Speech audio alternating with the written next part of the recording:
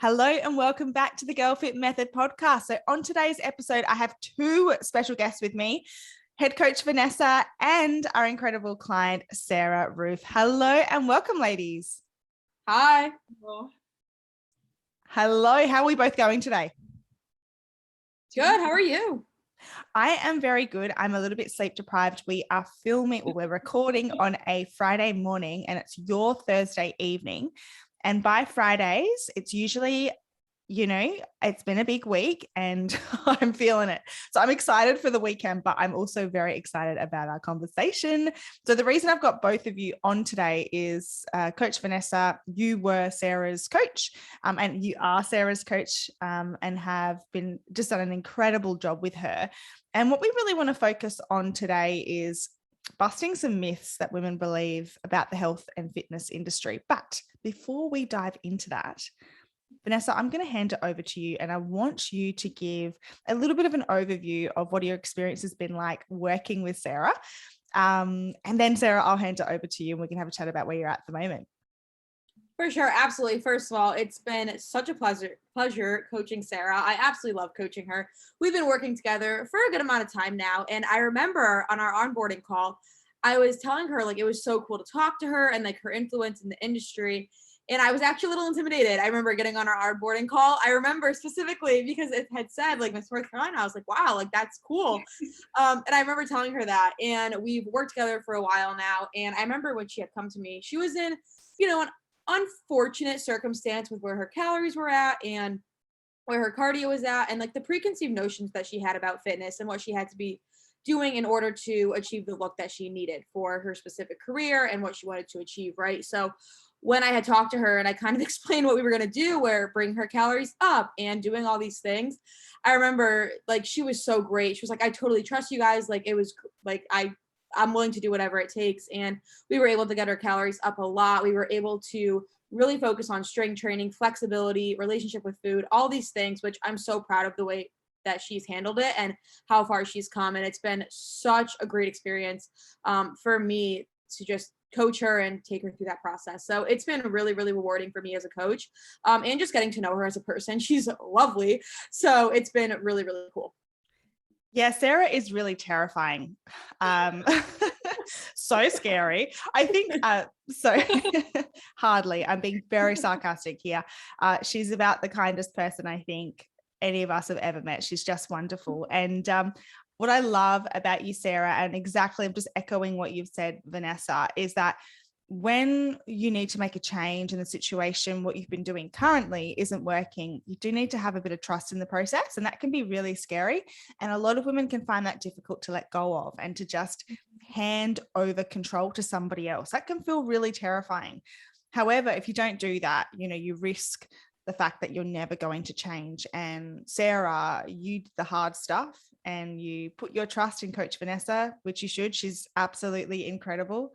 And you're in such a better position now than when you first came to us. And I've had you on the podcast before and we've shared your story, but for all of those new listeners, do you want to give us a really quick wrap up of your situation, where you were and where you are now?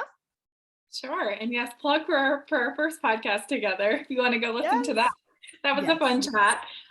So like Vanessa said, I'm in the pageant world. I have been for close to a decade since I was in high school. And of course, have heard it all when it comes to myths and quick fixes and pressure and fear mongering, especially in the beauty industry, that can be really toxic. And, I was an exercise science major. I work in the medical field. I consider myself to be pretty educated as it relates to health. But, when it comes to your personal health, I think you start to let yourself be influenced by negative talk, by a deadline, by wanting to look a certain way, and you're willing to kind of make compromises with what you know to be true for the sake of accomplishing a goal. So I had started working with a trainer who, had really great results on social media. We all know and have seen before on social media, these before and afters and, quick fixes and promises to do something different. No, this is for your goals. So I had kind of fallen victim to that mentality and started working with a trainer who encouraged cardio only, light weights only. Don't use your hip flexors because your hip measurements are going to go up. Don't use weights on your upper body because your upper body is going to get huge, and, you know, be as tiny as possible, and don't eat carbs after 3 o'clock. And it just got to the point where I was like, this is crazy. I'm in a tailspin. I'm not getting the results I want. In fact, I feel worse than I did before I started. And I still am not hitting my goals, my physique goals, or my mental and physical health goals that I have, because that's the most important thing. Beyond, above and beyond any visual goal is mental and physical health goals. So I started to see those things declining, and I knew I needed to make a change. That's when I reached out to you all. That's when I started working with Vanessa. And, you know, I'll be honest, it was intimidating. I was intimidated too. I guess we were all intimidated because I was like, do I really want to put my trust into someone else when I am a self-proclaimed control freak? You know, I'm a little bit controlling. And also because it's gone wrong before. So fortunately, I really believe in what you all do, and I really appreciate the science behind the approach that Girl Fit Method has, and how everything that you ask me to do is backed by science and is backed by holistic health, not just a visual goal or a body physique composition type goal. So that was what really drew me to you all, and that trust, placing that trust in you, it really paid off. I feel like I'm in a really great place.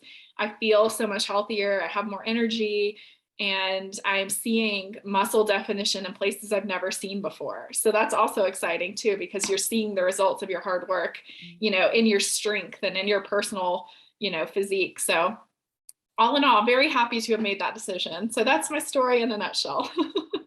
Love it.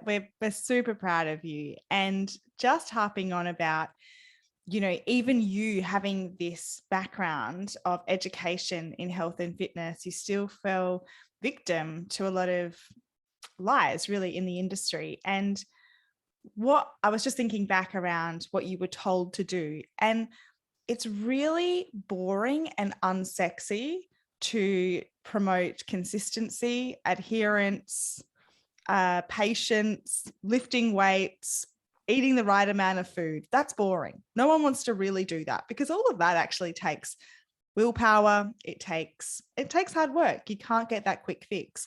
Where if I was to tell you the reason you haven't achieved your health and fitness goals is because of X, is because you are eating carbs after 3 p.m., then you can go, oh, okay, well, I'm just going to be able to cut out those carbs after 3 p.m. and that's going to fix everything, when really it won't. And unfortunately, it's much easier to sell that than it is to actually sell the truth. And that's really what we want to dive into today, because there is a lot of misinformation out there around, you know, what women should be doing in regards to fitness, nutrition, that is just completely incorrect, but maybe sounds like there's some validity behind it. And coming from someone that is in the world where people are, you know, in your industry, it's not all about the exterior, but the exterior does play a really, really important role, a really big role. And you may have access to the most quote unquote successful trainers, in which you felt like you did. You were working with someone that was working with a lot of women in the pageant world, but was actually a bit of a fraud, right? Well, yes. And a big fraud. Yeah, literally a fraud in jail. So it can happen to anybody. And it's really important to be educated and empowered. And that's what we do here at Girl Fit Method. That's why we're so big on that, is that we want to be able to educate you, for you to be able to make decisions for yourself that are going to last a lifetime. So let's dive into some myths. Now, I'm going to kick it off, first of all, with you, Sarah. Being in the beauty industry, and a question I get, and I'm going to ask you about this, a question I get a lot is models and anyone that is in that sort of beauty industry tends to believe that in order to look that way, you need to be doing exercises such as, you know, low weight for higher reps, a lot of Pilates, yoga, and bar. Now, all of that is actually not bad, right? So even in the programming that we put in for our girls' workouts, we definitely include some lower weight, higher reps, and that works our endurance, right? And so we always want to work all of our different energy systems. That's not a bad thing. Pilates, I'm a big fan of Pilates. Yoga, I'm a big fan of yoga as well. Now, all of these things have their place, but when it comes to being the answer to the way that your body looks, it's just completely incorrect. So can you speak to that and that belief from maybe your peers and what you've seen?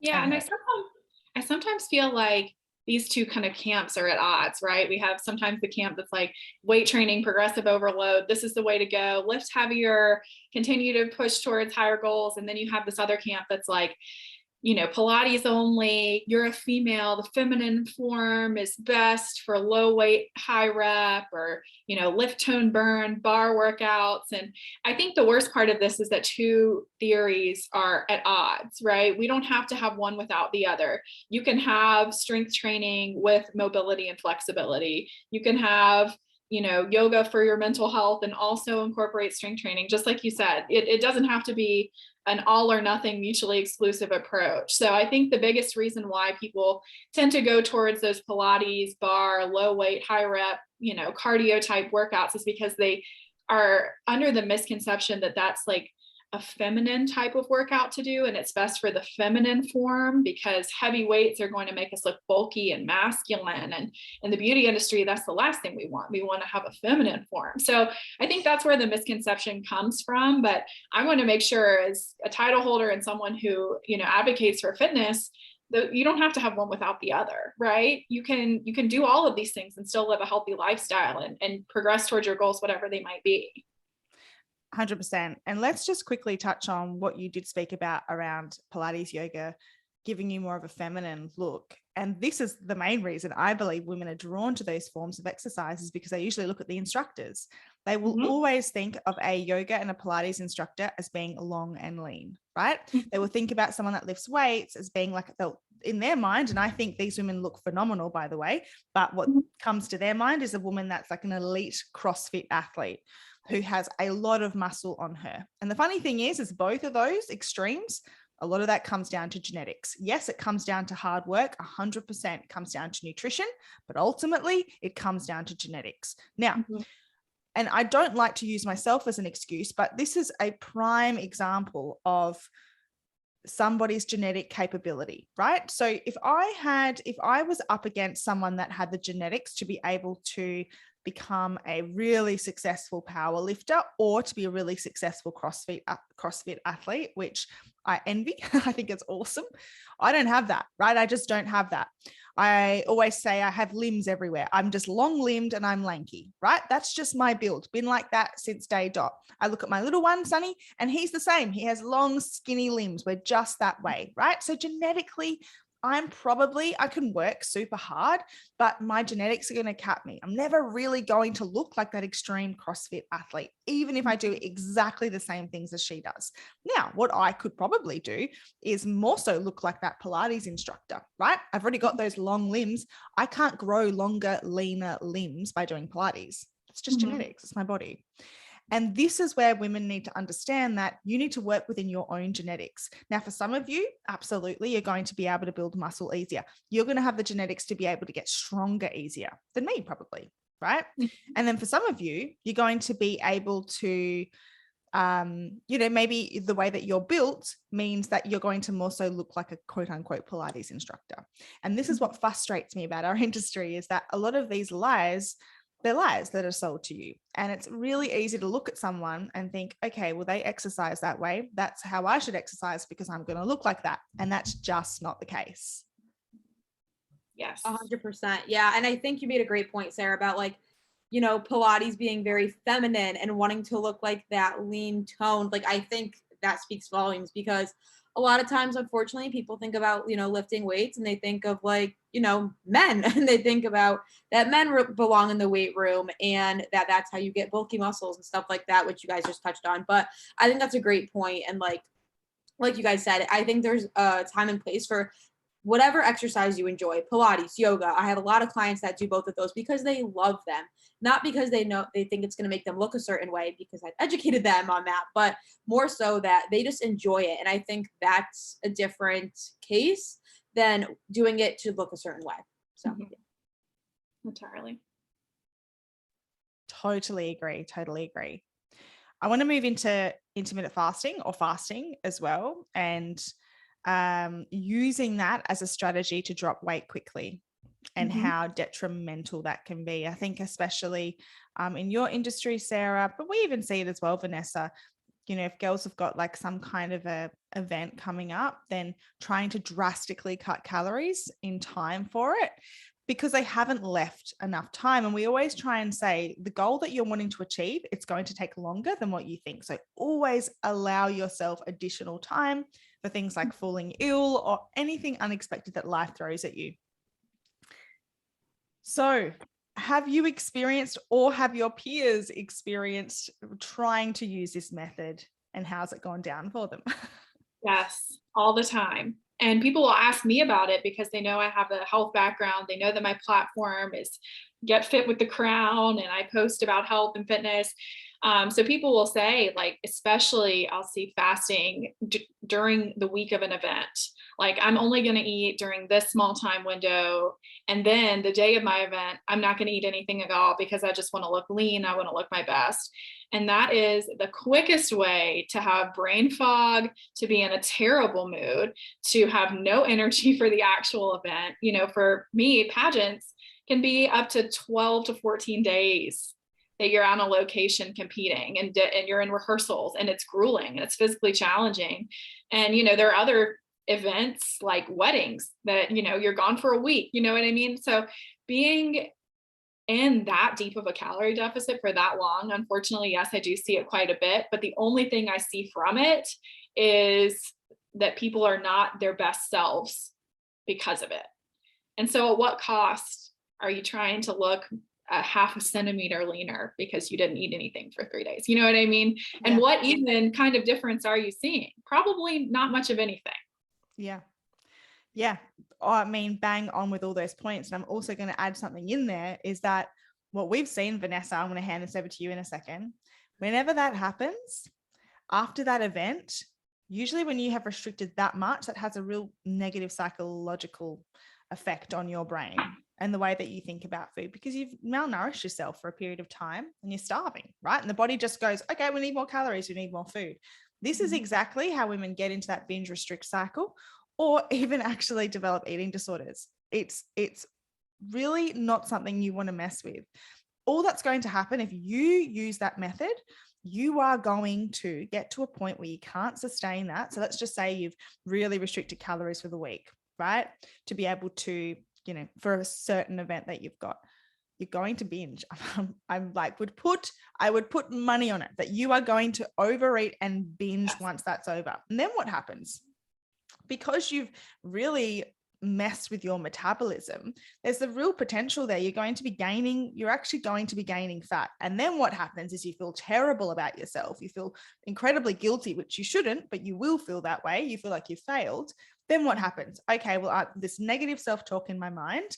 And then what I need to do is go back to restricting. And then what happens again? And it's this vicious cycle. Vanessa? Yeah, 100%. I was going to touch on that as well. Like, once you've restricted for that period of time, your body's like, I need calories. Like, it's not a quote unquote lack of discipline or any of these crazy things. It is your body like trying to fight to keep you alive. Your body's a lot smarter than you think. And if you're restricting those calories, it is going to make up for them by being like, hey, we need to eat, and like it's going to cause you to overeat, right? So I think, speaking of that, that's how you can get into a really, really nasty cycle. That is that restricted binge cycle, and it's a really hard cycle to get out of once you're in it. It's a very, very challenging cycle.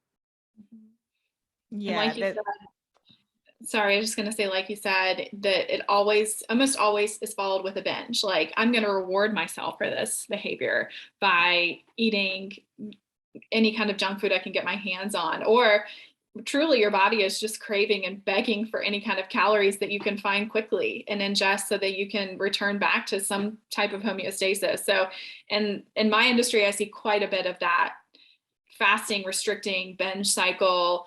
Now I'm even more behind on my goals than I was when I started because of this cycle that we're on. And it is really unhealthy and dangerous.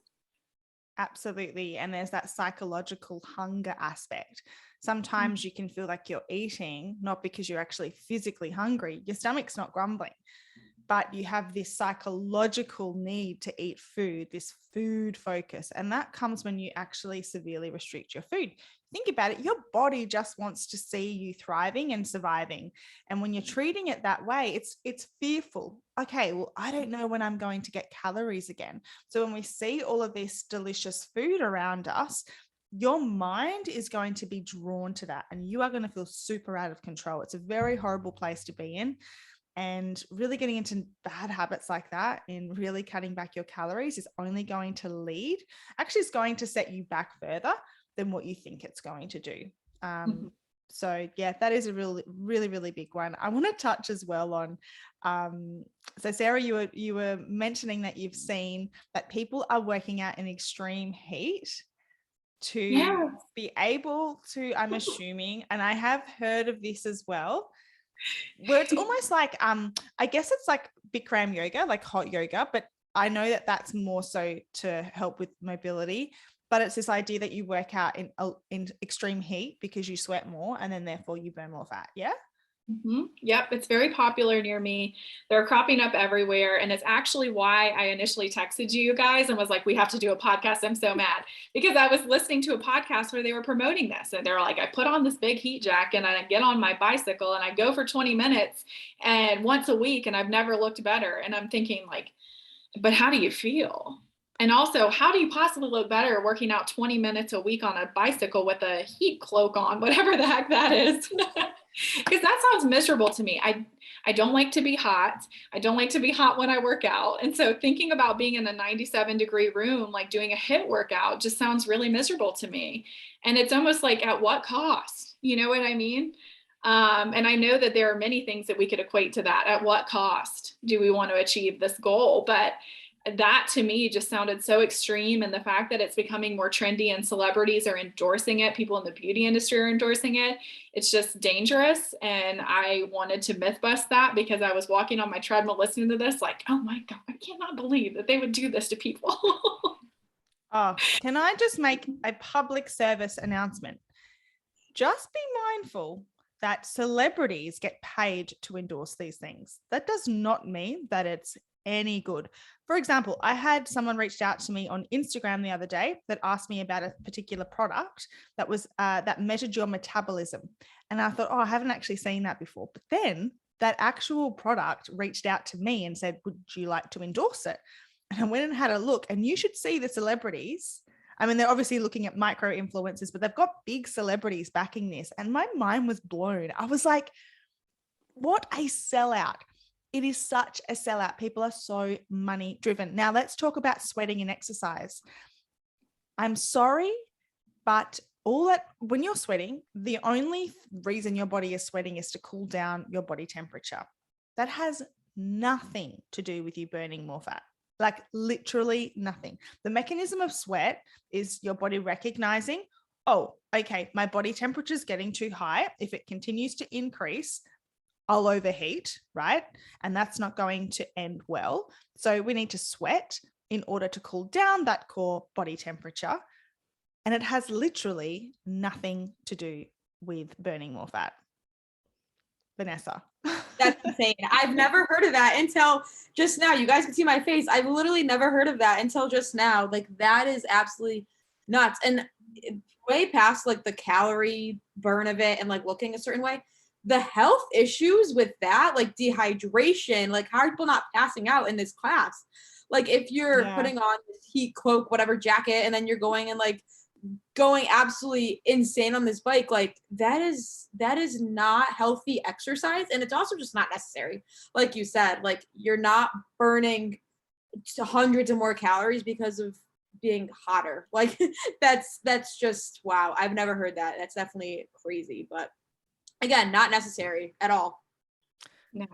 No. And like, once again, it's so much easier to sell that than it is progressive overload and just lifting a little bit heavier weights next week and maybe really making sure you're hitting your steps. These things are boring. People don't want to hear these things because they're not exciting.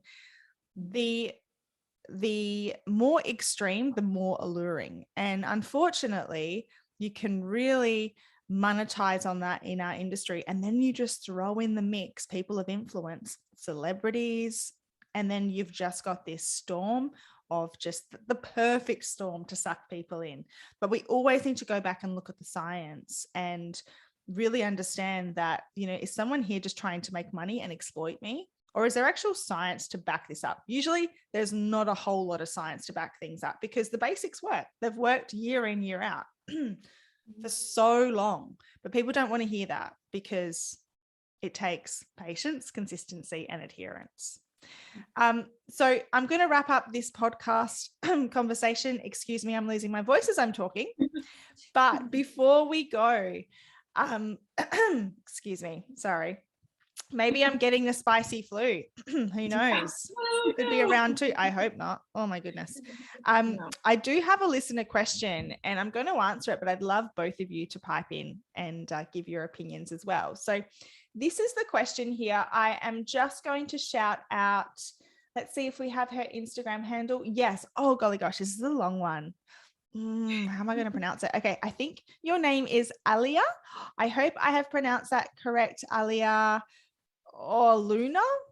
Golly gosh, I hope I have. All right, so her question, how do you know when your body is ready to re-enter a deficit after a long period of restricting? Obviously, it's different between people, but I've heard the recommended amount of time at maintenance is at least twice the amount that you were in a deficit. Is that true? Vanessa, I'm going to hand that over to you.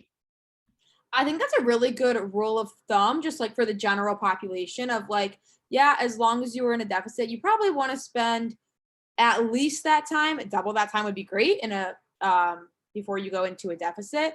But there are some things that you can look for in terms of data that like, hey, maybe you're kind of ready to go back into a deficit. So one, I always look for it within my own clients. Relationship with food. I think that's a massive one that's often overlooked.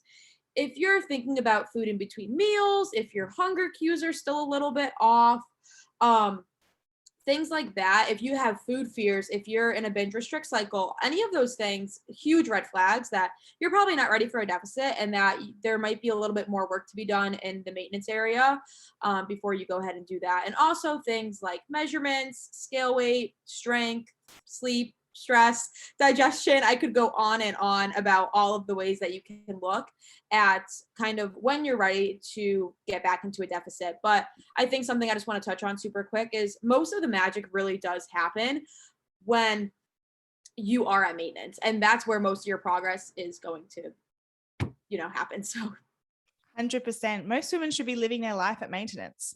You shouldn't be trying to live in a calorie deficit. And you're right. That's usually like a good rule of thumb is twice the amount of time you spent in a deficit, but the majority of women just like chronically undereat. And so what does that mean? Does that mean that, if you've been chronically undereating for 4 years, you need to eat at maintenance for 8 years? Well, not necessarily, but you're right, Vanessa. You need to look at those markers and those health markers and go, hey, where am I at here? Also, it takes patience. I would be saying if you've chronically undereaten, really your goal is about 12 months at maintenance. Stay at maintenance for 12 months because if you do that and you do it the right way, you can so easily go into a calorie deficit and lose fat, eating a good amount of food, and you're setting yourself up for long-term success.